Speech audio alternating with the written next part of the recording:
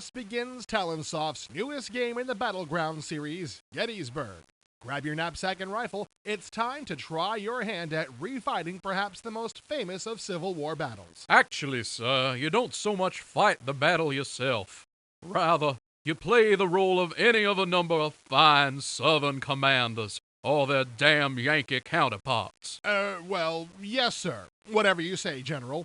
The game has 12 scenarios representing 12 portions of the battle, and one big 150-turn game representing the whole shebang. It's a good thing there are 12 scenarios, as the game, unlike its predecessor Ardennes, does not include a scenario editor.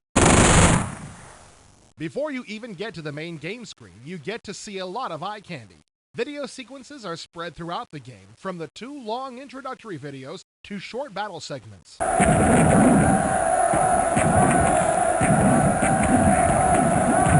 Wow, the video sequences are very nice. Y'all probably want to turn them off after a short while. They slow down the serious business of simulated war. The main visual attraction of the game is the 3D battle view mode first seen in Battleground Ardennes. The fine gentlemen at Talonsoft have certainly put a wagon load of effort into crafting this view mode.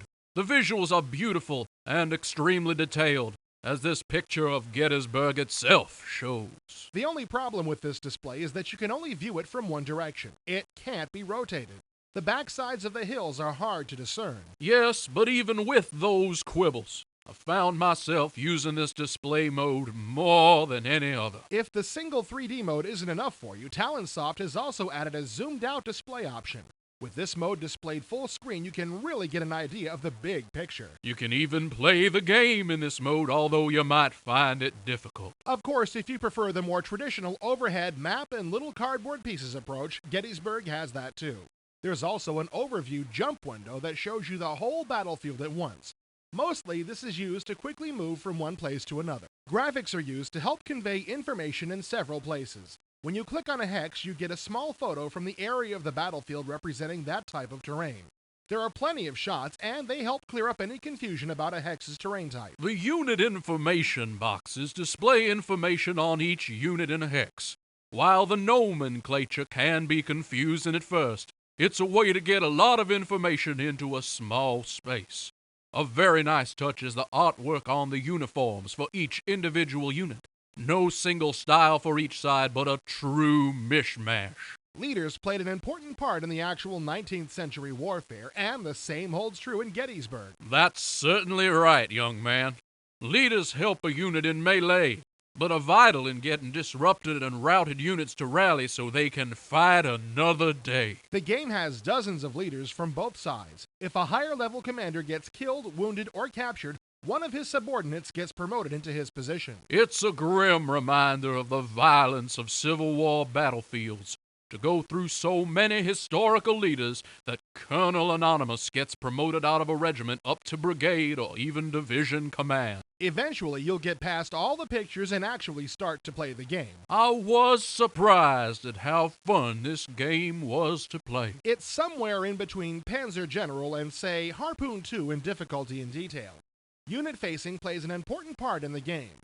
Units who expose their backsides to the enemy can suffer the consequences. A more gentlemanly way to say this is units that are flanked can suffer terribly from the ensuing enfilade fire. As this picture shows, the brave but foolish computer commander let his units be caught from behind by the filthy Yankees. Oh, woe! You can see the bodies of the poor Southern boys lying where they was killed. Not surprisingly, the AI in the game isn't terribly bright. To be fair, sir, it doesn't do too badly on the defense. Consider the current picture portraying the final result of the first contact scenario.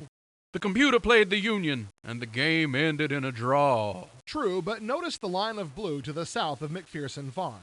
That's Meredith's 1st Iron Brigade sitting there in a line. Why didn't the computer use them at all? Well, sir, consider some of what you may call weak AI as just a factor of the game design.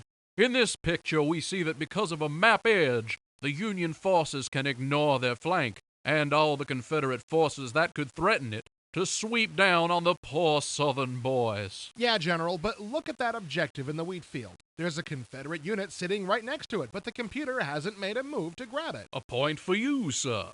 But even if the computer isn't a strong opponent, you can always call on a human friend via one of those infernal modem devices. And the folks at Talonsoft are working on an extension that will add play by email and improvements in hot seat play on the computer. Despite our grognardian grumbling about some particular features, I still found this game enjoyable. Indeed, sir. Wargamers, both casual and hardcore Gettysburg aficionados, should find much to enjoy in this release. It is, to use your modern northern vernacular, righteous, fat, and deaf, dude.